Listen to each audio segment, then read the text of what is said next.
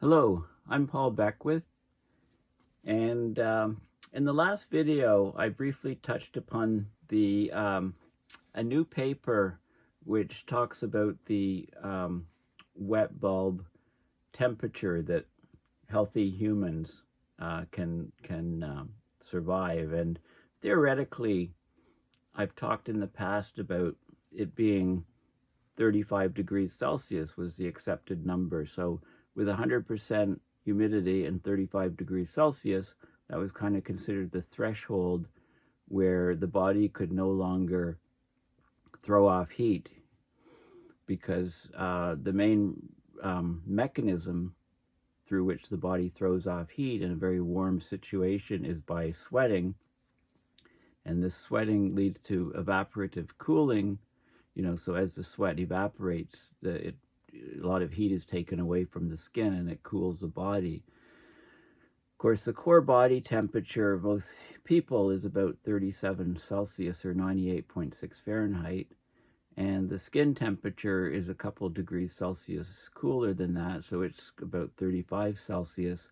So that's why, when the temperature is 35 Celsius and the humidity is 100%, your body will sweat profusely, but the sweat won't evaporate from your skin because there's already 100% humidity in the air. The air can no longer hold any more moisture, and therefore your body is unable to throw off heat, and your core temperature rises, and you run into heat stroke, heat exhaustion within a few hours, and heat stroke, and then death within like 6 to 8 hours in an external environment under those conditions of 35 Celsius, 100% humidity. Or if the temperature is much warmer, it requires a lower humidity in order to reach that wet bulb. And I'll show you a humidity, a converter, which allows you to calculate these things. Now, this is a hugely significant finding, so I'm going to delve into it in more detail. I tracked down the paper. It's called Evaluating the 35C Wet Bulb Temperature Adaptability Threshold for Young Healthy Subjects. So I'm going to talk about that. I'm going to talk about a few other papers, and then there's also the idea of people getting acclimatized to heat, right? So if you're, and studies have been done showing that, if you're in hot environments, your body does get somewhat acclimatized, and what it does in order to respond to these hot environments is the body core temperature. Your body lowers the core temperature, and the amount of sweating increases. Okay, your body readjusts and increases the amount of sweating, among some other physiological factors. So I'll talk about a recent paper which was just published on sort of looking at the physiological changes from a person being acclimatized to a different region.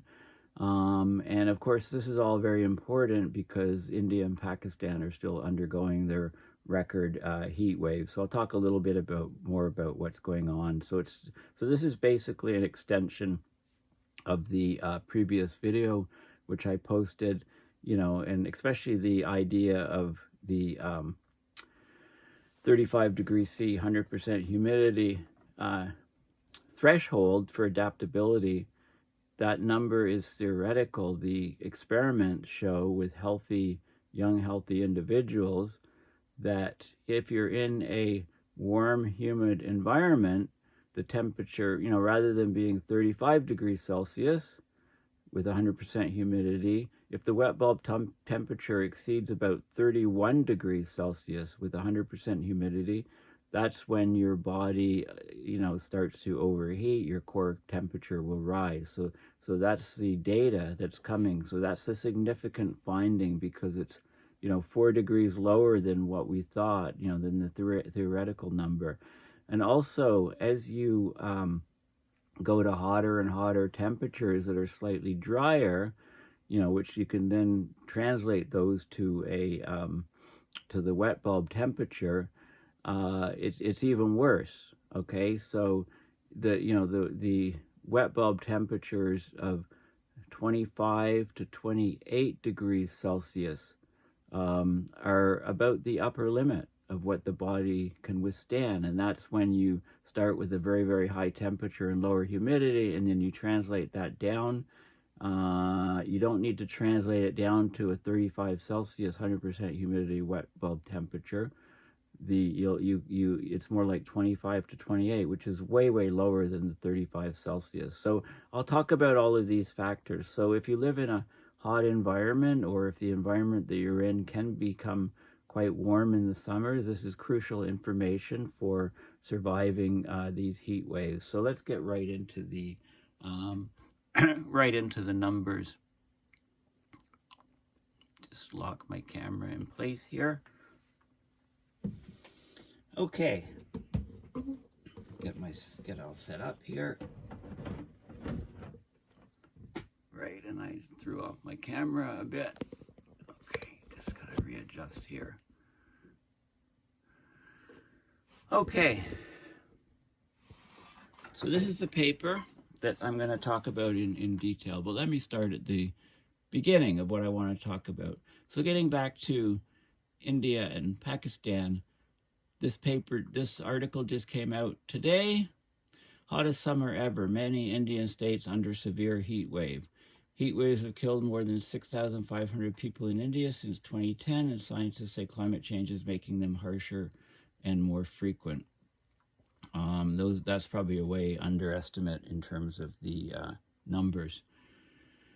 Okay, but right now, millions, well, there's 1 billion people on that subcontinent, the Indian, subcontinent. So many of these people are struggling under these severe heat wave conditions. It's been going on for days. It's not cooling down sufficiently at night for people to recover. So it's a cumulative effect.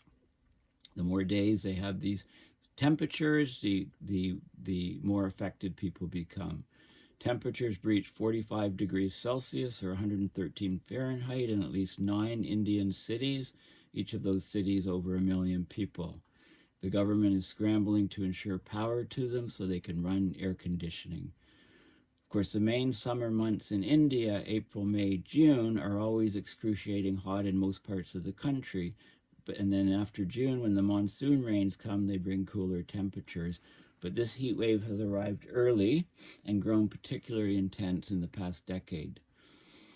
This is the first time I've seen such horrible weather in April. Usually we're prepared for this in May and onwards, says this 30-year-old, as she and her family search for cold drinks in New Delhi. The capital temperatures soared past 40 Celsius, 104 Fahrenheit for several days, and are forecast to linger around 44 Celsius until Sunday. And, the Indian Weather Department is saying severe heat wave conditions in the northern, northwestern, and eastern areas of the country as the vast nation continues to reel under what local media reports is the hottest summer ever. Extreme heat is scorching large swaths. There's no reprieve after the hottest March on record. Also, there was a large blaze ignited. It could have been self-ignited in a landfill site because, there's a lot of organic material in the landfill site, and that produces methane. If it's deep inside, it produces methane, which leaks out, and with the warm temperatures and high methane levels, it can actually even self-ignite. So there's lots of fires in other places, jungles, important buildings, and in hospitals in the last few days. So this is the garbage at the Balswa landfill site in New Delhi. A huge mountain of garbage that ignited.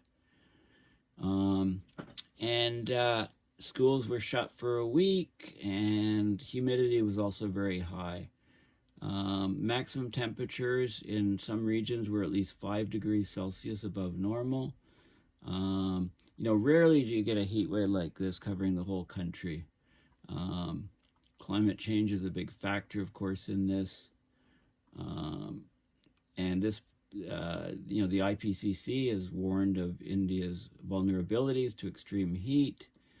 And also urban pollution might play a role. So if there's lots of black carbon and dust kicked up into the air from industry above the big cities, then that can lead to greater heating of those cities. And of course, the heat island effect is very large for large cities. Power cuts have been occurring in 5 states, the worst in 6 years, because there's just a lack of, well, there's a huge demand for air conditioning, a huge demand for electrical power, so they're burning more and more coal to generate that electrical power, so that's leading to India scrambling for coal. Coal inventories are at the lowest pre-summer levels in 9 years, and they have a shortage of trains to transport coal to power plants, so the government canceled dozens of passenger trains to prioritize the transport of coal by train to these power plants to generate the electricity needed to run the air conditioning. Humidity, high humidity mixed with these high temperatures is a huge problem. It makes it difficult for people to cool down by sweating. And this, of course, is the wet bulb temperatures, which record the reading of a thermometer wrapped in a wet cloth. So in order to get a wet bulb temperature, if you put a wet cloth around a thermometer and wave it around so that the air moves through, it lowers the temperature by evaporative cooling. The water on the wet bulb evaporates, and that cools. But high wet bulb temperatures are of particular concern in India. Most of the country's 1.4 billion people live in rural areas without access to air conditioners or cooling stations.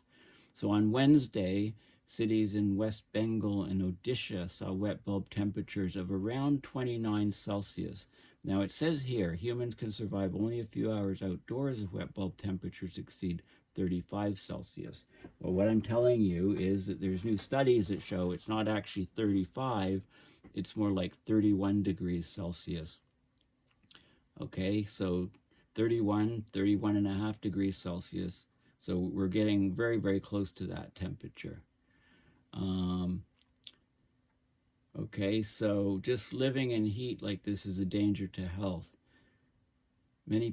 So many people, there's about 1.4 billion people in India who live in the rural parts of India and have no access to air conditioning or cooling systems, and they're sleeping outside to try and keep cool. But even temperatures overnight are excessive, and the stress that puts on our bodies, the ability for our bodies to just work all the time to try and cool down, is obviously causing a lot of health problems. Okay, so keep that in mind. We've reached, in some major cities in India, we've reached 29 Celsius wet bulb temperatures. This is an Al Jazeera article about the thick smoke over the Indian capital after the landfill site caught fire. So this landfill in Balswa in the city's north, it's taller than a 17-story building. It covers an area bigger than 50 football fields, and here it is on fire, causing huge amounts of smoke, you know, here's some images of it. It's just like a mountain of waste on fire, you know, just horrific. Think of the chemicals that are coming off of that. Okay, the record-shattering heat wave was a catalyst for the landfill fire. 3 other landfills around the Indian capital have also caught fire in recent weeks. And like I said, it produces methane, and it looks maybe a spark or just spontaneous combustion of the methane causes problems. Now, this landfill was planned for closure more than 10 years ago, but about 2,300 tons of the city's rubbish is still dumped there every day.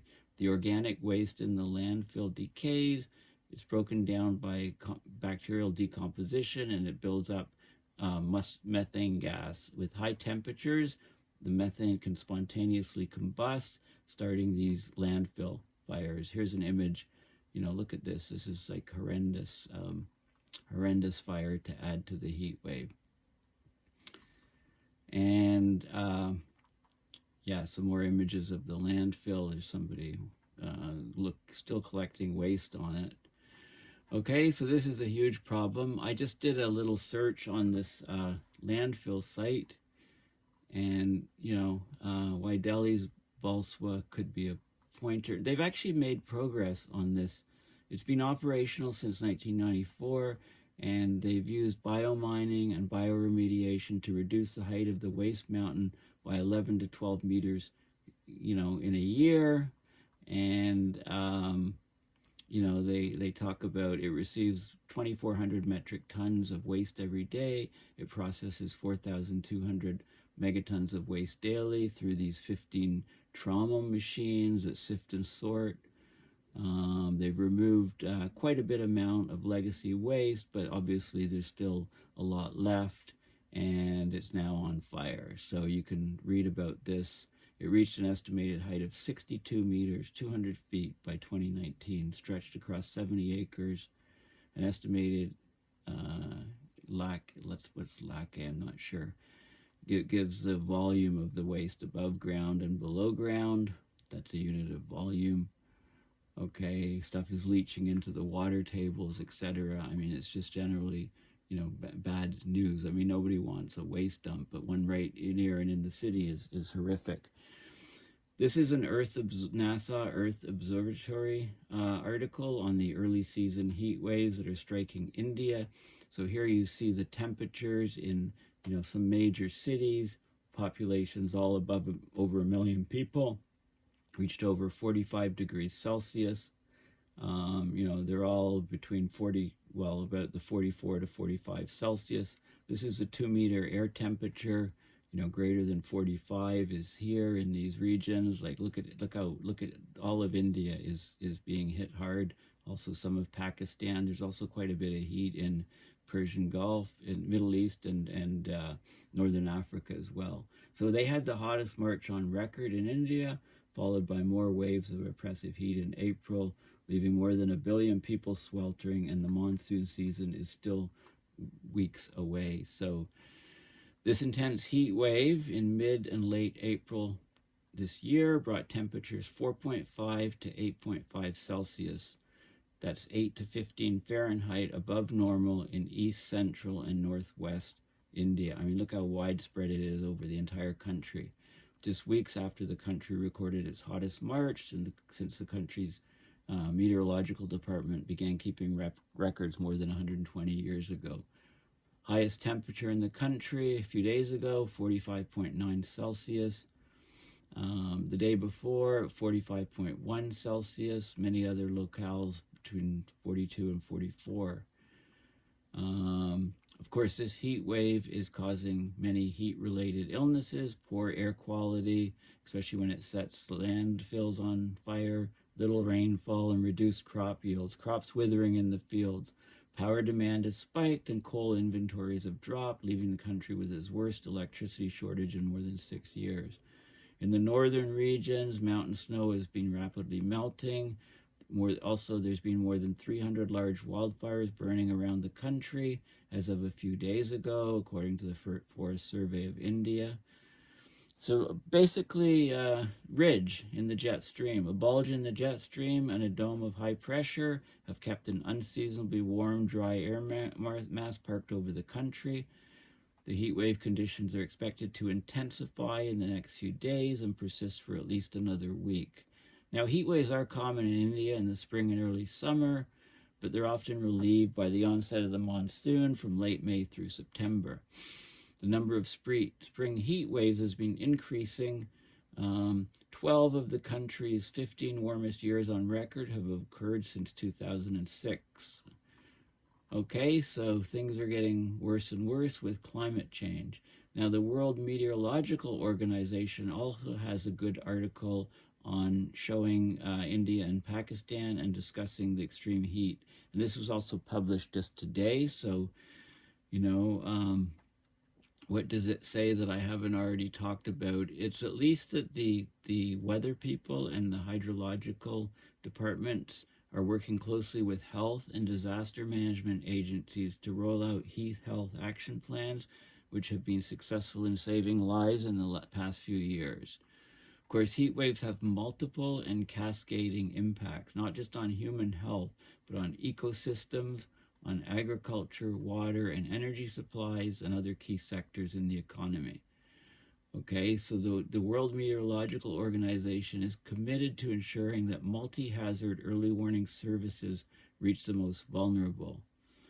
Okay, so 5 to 8 Celsius above normal in large swaths of the country In the mountainous regions, there's melting of snow and ice, and that might trigger glacial lake outburst floods or flash floods in vulnerable areas. Air quality is deteriorated. Large swaths of land are at risk of extreme fire danger, and there are a number of fires that have broken out.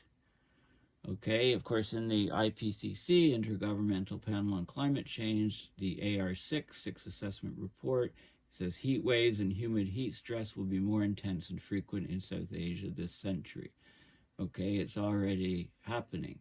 And there's a link to they do regional analysis in the latest IPCC stuff. So there's a whole section here on India.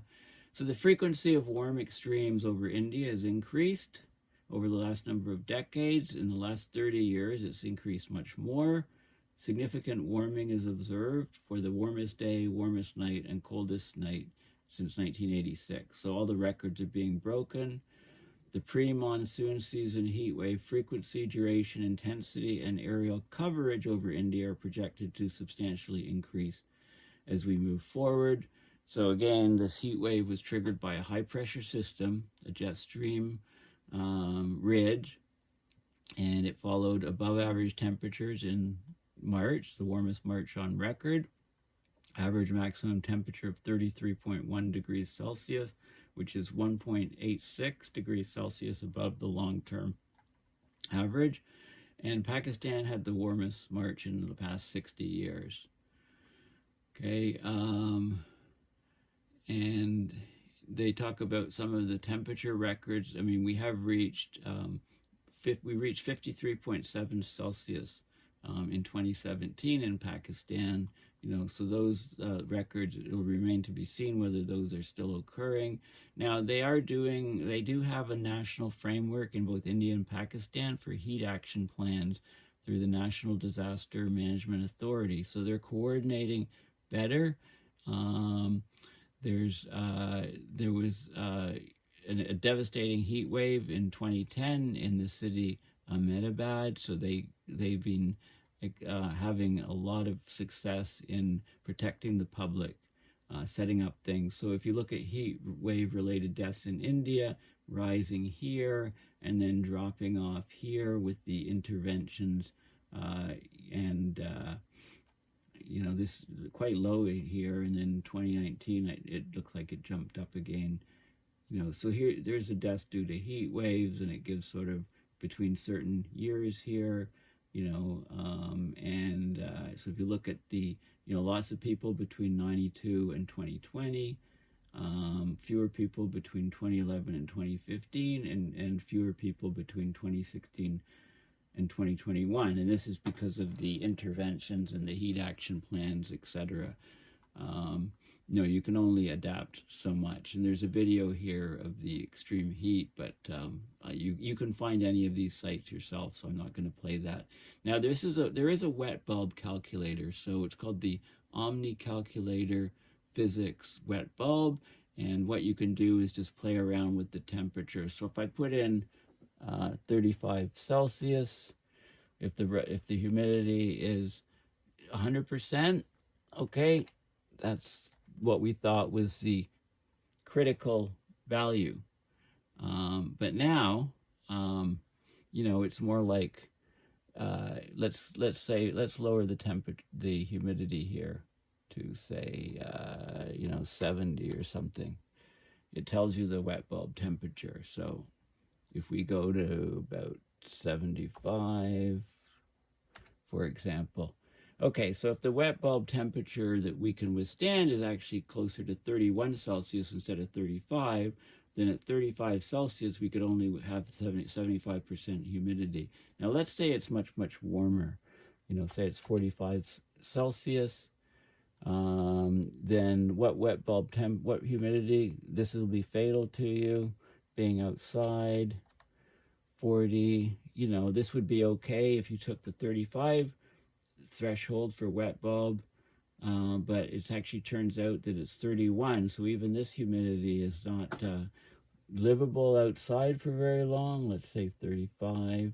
It's good. I'd highly recommend that you play with these with this calculator to get a better feeling. So, you know, at 45 Celsius, you can only withstand about 35% humidity, because this would translate to a wet bulb temperature of 31.2. And according to the new study, which I'm going to show you, you know, it says here that this is in a safe range, but according to this new study, I'm going to show you it's not. So to learn all about wet bulb calculations and how you can get them from, you know, any temperature and humidity, it's well worth looking at this site. There's actually, it explains very carefully what it is, what a psychometric chart is, a graph that plots the relationships between the dry and wet bulb temperature, relative humidity, and dew point at constant pressure. You know, wet bulb temperature is the lowest temperature a portion of air can acquire by evaporative cooling only.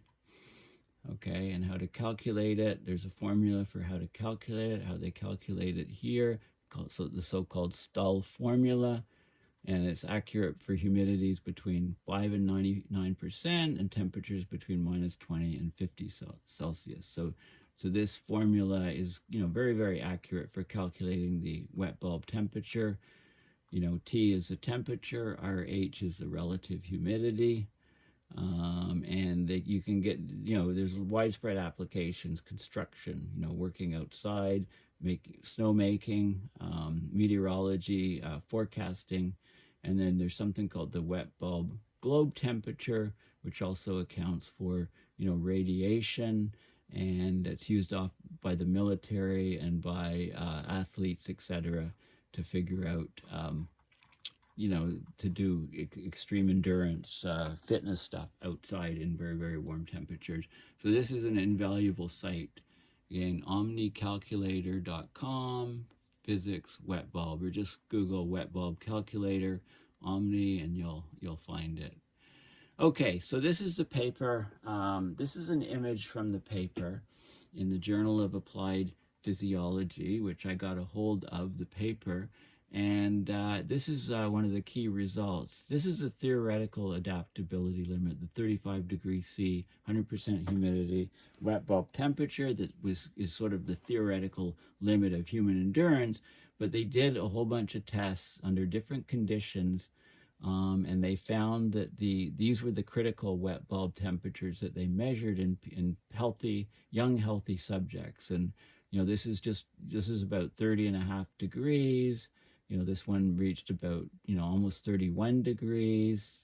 You know, this is 30, this is 32. So there were 3 of them. These are where you started. These are where you had relatively lower temperatures and high water vapor in the air. So you had high relative humidity, and you know, low temperatures. And then these were much hotter temperatures with lower relative humidity. And then when you work back and get using the wet bulb calculator, you can work back and you find out that the wet bulb temperature, the limit of the endurance in these hotter, you know, drier situations, translated to wet bulb temperatures much, much lower, like 28, 26, 25 even.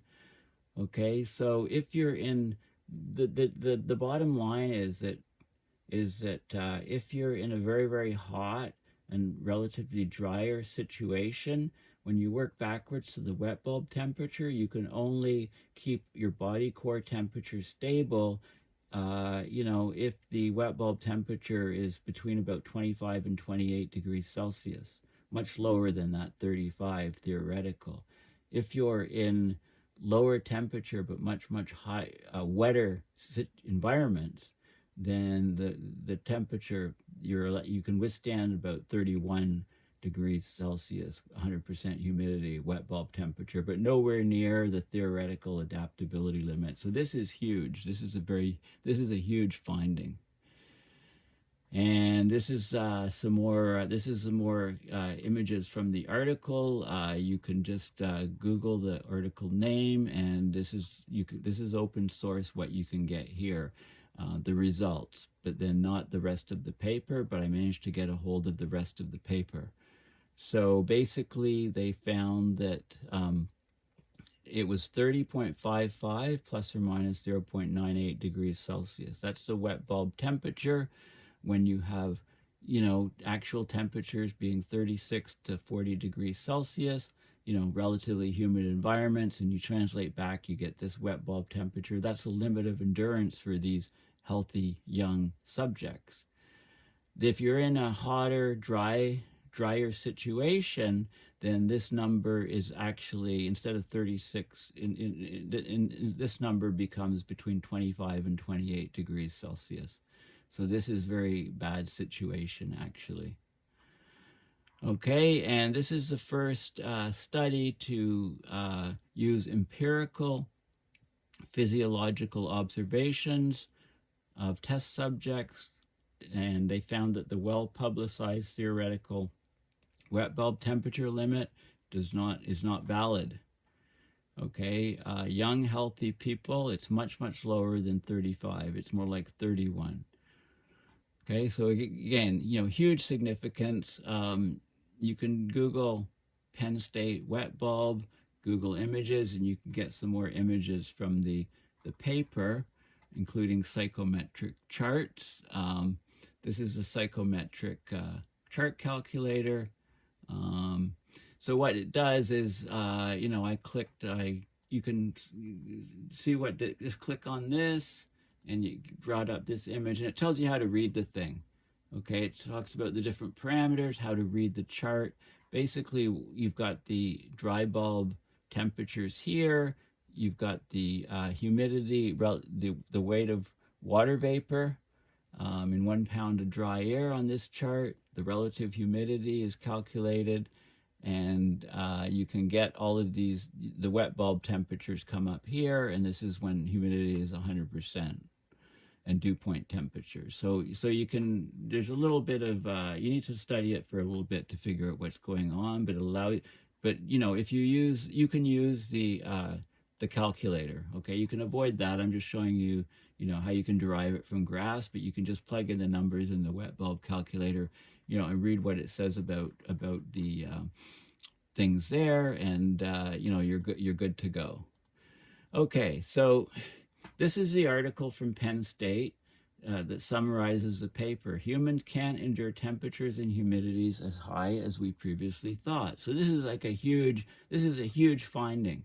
Okay, we used to think it was 35 Celsius or, 100% humidity, or 95 Fahrenheit, 100% humidity. Or if you go to 50% humidity and warmer temperatures, and that translates to that wet bulb, that would be the maximum a human could endure before they could no longer adequately regulate their body temperature, which would potentially cause heat stroke or death over prolonged exposure, like within 6 to 8 hours.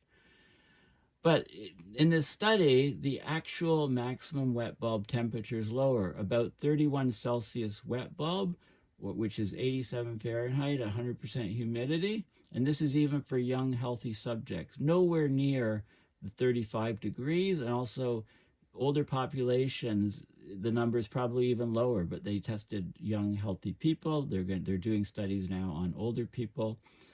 They also need to do studies on acclimatizing, when people, if you live in a very warm country, do you get acclimatized? You're much more durable to higher temperatures. You are to some extent, because your core body temperature drops. I'll show you a paper on that, and your sweating increases. Okay, so this paper was just came out. 24 participants between the ages of 18 and 34, and I'll show you the paper. Let's have a look at the paper. Basically, the results are that the critical wet bulb temperatures range from 25 to 28 in hot, dry environments, and from 30 to 31 in warm, humid environments. These are all lower than the 35 Celsius wet bulb. So if you're in a very hot and dry environment, when you go back and use the calculator, a wet bulb temperature of only 25 to 28 in that range is the upper limit of tolerance. So this is huge, and this information can save a lot of lives, if we apply it in the correct, if we use the correct numbers. I just hit my elbow on the desk and just basically incapacitated my arm temporarily. Okay. It's back. Okay, so this is the actual paper here. And let's have a look at so I've talked about the key findings here, but let's have a look at some of the more of the data. So, they did the calculations they looked at convection radiation from the body. They looked at, subjects wore t-shirts, shorts, socks, and sneakers. They threw in this line: female participants also wore sports bras. Okay, well, that's good to know. Subjects free pedaled a cycle ergometer at a low intensity of about 10 watts. Okay, they basically, a couple hours before they did the test, they had the subjects ingest a device to measure their core body temperature, and they also had sensors on the skin, on the chest, the upper arm, the inner thigh, and the calf to measure the skin temperature. This is the 24 subjects, 11 male, 13 female, young, ages 18 to 34, typical weights, healthy, not too obese, things like that. These are some of the parameters, the VO2 max. They measured how healthy these people were. And then here's the limit. Okay, so this was 36C with this is pressure of the water vapor in millimeters of mercury. So, you use some archaic units, but anyway, so this is the key finding that, if you're in a warm, humid environment, the wet bulb temperature was only about 30.5 degrees. If you were in a hot, dry situation, the wet bulb you could tolerate was only 28 to 25 degrees. Okay, much, much lower than the theoretical adaptability limit. So this is like, I can't emphasize how important this is. And here's some details on the study. And this is showing skin temperature. And so the wet bulb temperature here, so only about, it's about the 31 degrees or something, nowhere near 35. And again, this is the mean skin surface temperature here in degrees Celsius. So when we reached these wet bulb temperatures, the skin was actually warmer temperatures. And this is the rate of change, the change of its degrees Celsius per hour change, again, sort of thing, higher than we thought. Okay, what else is in there? Okay, so those are the key findings, and they're very vital findings. And this is the first study where this was actually measured, and it's hard to believe. People just took the theoretical value at face value, and this is why, in the Chicago heat wave, many people died. In the European heat wave, many died. We got nowhere near these 35 degree limits, but we did approach these, wet bulb temperatures of 31 and even lower, 28 and 25. And in India right now, regions are at the 29 level. Remember, I pointed that out in earlier in this video. Okay, so this is a huge and significant finding. And here's an article from a month or so ago, 2 months. Humans can't withstand temperatures, humidities as high as once thought. So this goes back to another article talking about the Penn State study. They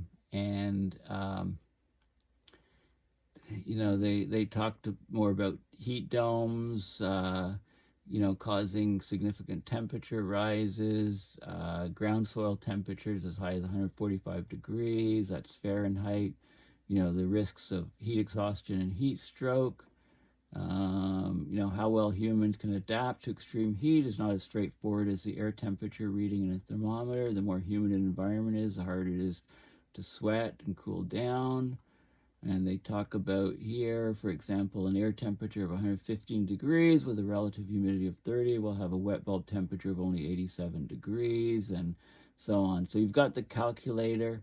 They talked about the general belief that humans can survive a wet bulb of about 95, which is 95 degrees Fahrenheit at 100% humidity, or if 115 degrees at 50% humidity. Again, you can throw those into the WetBulb calculator, and from these numbers, you'll come back to those numbers. Yeah, so basically we can't reach anywhere close to this. So this talks about the study, you can just, just do a search on some of these articles yourself. I mean, there's some good links in here, which I do show. And also, what about very, very young people? Very, very young people aren't able to sweat, babies in particular, so their heads get very warm. Older people, their metabolism is slower, and also if they're on any medication, if they're on any antipsychotic medication, it lowers their ability to tolerate heat. Okay, so all of these factors come into play. But these are all very good articles on this subject. What's the hottest temperature the human body can endure? And they talk about, again, the wet bulb temperatures, humidities. NASA studied this problem. And again, they give different examples. When the air temperature is 115 Fahrenheit or 46.1 Celsius, the relative humidity is 30%. Wet bulb temperature is only 87 Fahrenheit or 30.5. And then, they tell you the different examples. But the key point is and the body becomes hyperthermic. We've all heard of hypothermia. When you're too cold, the body's too cold, the core temperature drops, you run into problems. The body likes homeostasis. We're only good within a certain temperature range, which is quite narrow. And if we get hyperthermic or hypothermic, we get a problem. So when we get hyperthermic, too hot, we have a rapid pulse, change in mental status, lack of sweating, faintness, and coma. A wet bulb temperature of 95 won't cause immediate death, however. It probably takes about 3 hours for that heat to be unsurvivable. Well, that's good to know. There's no way to know for sure the exact amount of time, but studies have tried to estimate it by immersing human participants in hot water tanks and removing them when their body temperatures begin to rise uncontrollably. Okay, so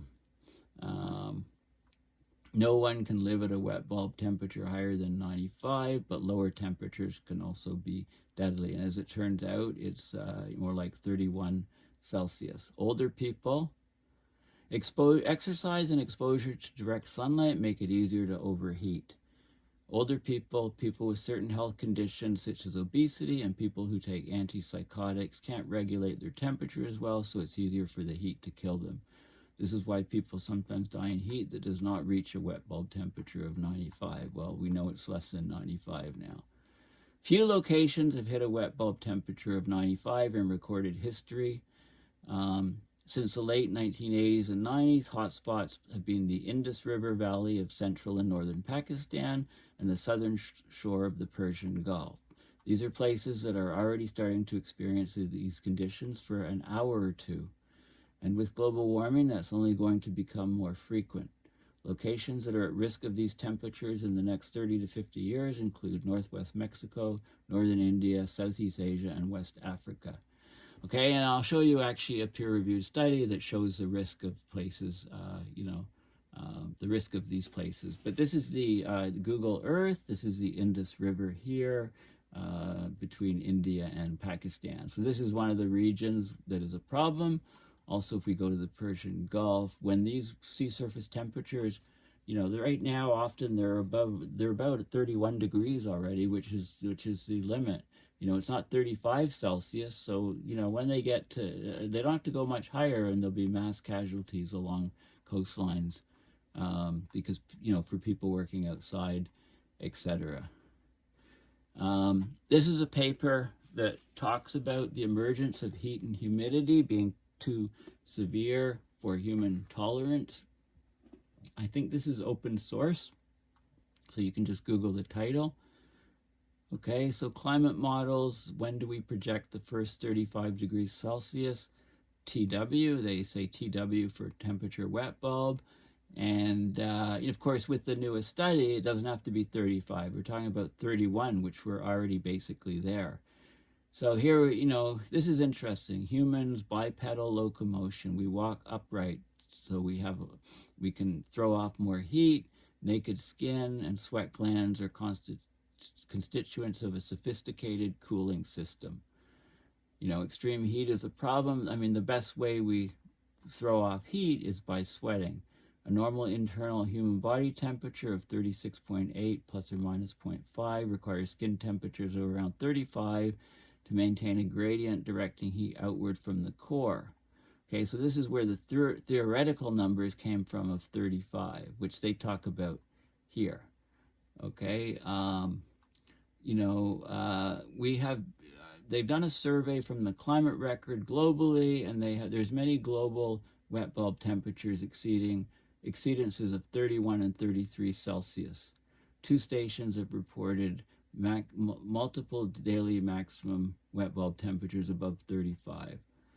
These conditions nearing or beyond prolonged human physiological tolerance have mostly occurred only for 1 to 2 hours duration. Okay, but now we know with the new study that it's not 35, it's more like 31. We're already there. We're already at this wet bulb. So where on the Earth? So this is observed global extreme humid heat. This is the daily maximum wet bulb temperature in degrees Celsius.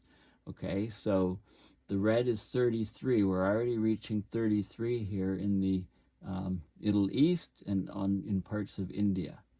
Okay, the yellow is the 31 to 33, green is 29. So I would, you know, given the new results from this new study saying wet bulb temperature in warm, moist environments is more like 31 and a half, we're already there in these yellow regions. So in these yellow regions, this is where people working outside for 6 to 8 hours can suffer mortality. Next up in line, as the globe continues to warm, is the green areas. So the green areas are also very, very risky. You know, lots in India, Africa, the northern tip of South America.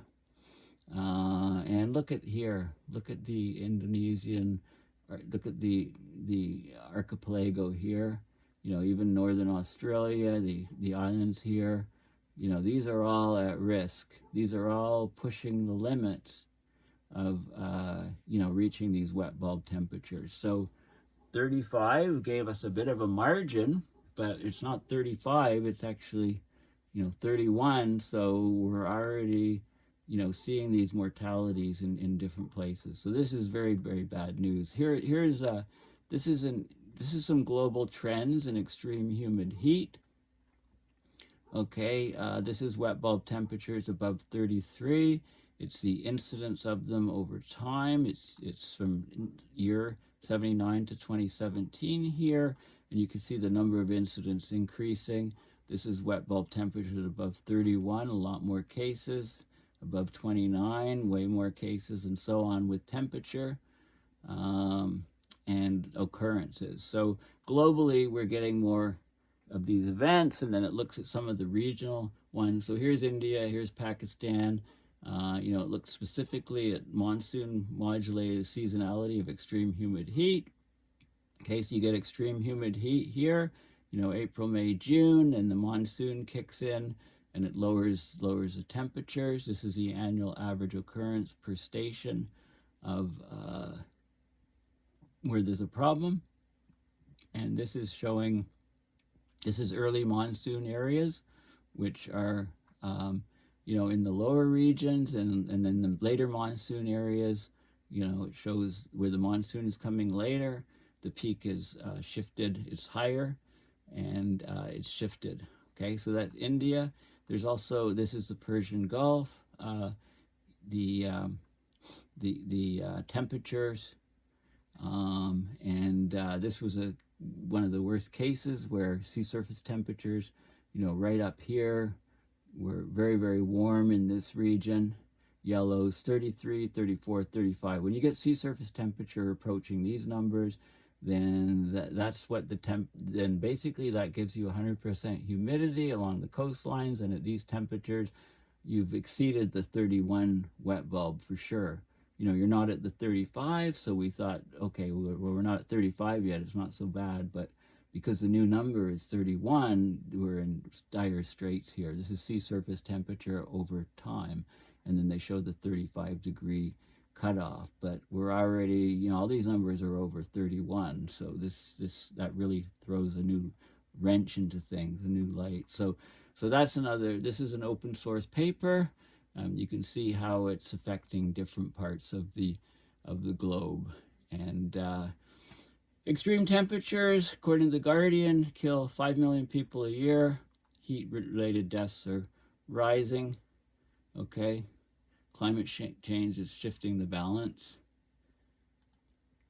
And this is the EPA, the United States Environmental Protection Agency, climate change indicators, heat-related deaths in the US, and they look at the numbers, underlying causes of death, and contributing causes, and there's all kinds of data, and it tries to figure out, you know, how many deaths are actually happening from heat waves, and it's becoming a bigger and bigger problem. I mean, you know, you look at the mortality, you look at count the number of people in the morgues, and over time, and when you see spikes upward, you know, that coincide with a heat wave, well, you pretty much know what's causing it. You know, this is an example of a public health advisory. This one was from just last year in Seattle, for example. So, you know, these advisories are becoming better.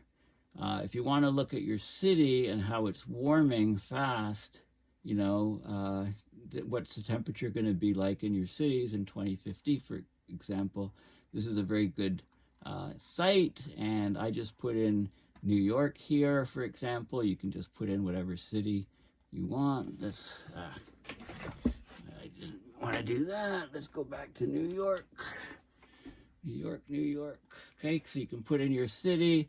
This is the summer highs in 2000s, and in 2050, you can see how much the temperature is expected to change, and how winter and summer temperatures will shift nationwide. And you know, your city, here's a year. Okay, so temperatures that are occurring here now if the temperature in Bozeman, for example, in 2050 will be what the temperature is way down here, you know, now. Okay, so it's showing the projections of cities. It's how the temperatures, you know, are moving higher and higher as you go further north. And then here's projected cities where winters will warm the most by 2050, you know, in the country, and how your city compares. Okay, cities where winter will warm the least by 2050. Okay, so these sort of things, you know, here's the histogram, you know, average temperatures, highs and lows each month of the year now, and what it's projected to be in 2050. So these sort of things, you know, precipitation changes. Okay, so these sort of things can be very useful when you're trying to determine, you know, where you want to live given climate change. You know, and of course, global warming 2 degrees will be way worse than 1.5. You know, heat waves longer, fresh water supplies decreasing, more heavy rainfall, crop yields down significantly. See, you know, all these different things. There's all of these different calculators to let you compare. And this is an interesting paper which just came out, hot off the press. It is open source. Seasonal heat acclimatization in healthy adults, a systematic review. Okay, so basically when you live in, you know, there are adaptations to the human body from seasonal, you know, changes in temperature. Okay, so if you live in a very warm climate, your body changes by getting resting core temperature lower, heart rates lower, and there's an attenuated rise in core temperature as you exercise and it's hot, and there's an increased sweat rate during active and passive heat exposures. The magnitude of these physiological changes to your body vary, of course, from person to person, etc. but there's, you know, this actually looks at a lot of different studies and what they found. It's like a review paper. And here is an example. You know, this is a change in core temperature at rest. Okay, so once your body gets acclimatized to a hotter environment, your core temperature at rest is lower. That's one mechanism to allow you to withstand hotter heat. This is the difference in the increase in core temperature following seasonal heat acclimatization, can't say that word. Okay, and then it talks about changes in heart rate. Your resting heart rate goes down when your body gets used to a warmer condition. This is the increase in heart rate by exercising, so active and passive conditions. Change in sweat rate. So your body sweats more when you're getting used to warmer environment, more humid environment. Your body sweats more to throw off more heat. That's of course when you're below the wet bulb. Skin temperature. It seems to vary hotter and colder, but the resting skin temperature, no clear trend. Maybe it's a little bit warmer. Hard to say, you know, there's different results in different study. So anyway, different, you know, ways. So this is very important for athletes, for military people, for any people working outside. So this is very, very useful information. Anyway, so thank you for listening. And yeah, so we can't rely on 35 degrees Celsius, 100% humidity as being the physiological limit to survive. For the body to survive. It turns out that the temperature is more like 31 degrees Celsius and 100% humidity, or it's even lower if we're in a hot, dry situation, and then working back using the calculator. Remember the calculator? Where is it? The WetBulb calculator. Yeah, so remember to look up this and figure out what's going on. And this could be, you know, be something that saves your life in a heat wave. So thanks again for listening, and please consider going to my website, paulbeckwith.net, and donating to support my videos and research. Thanks again, and bye for now.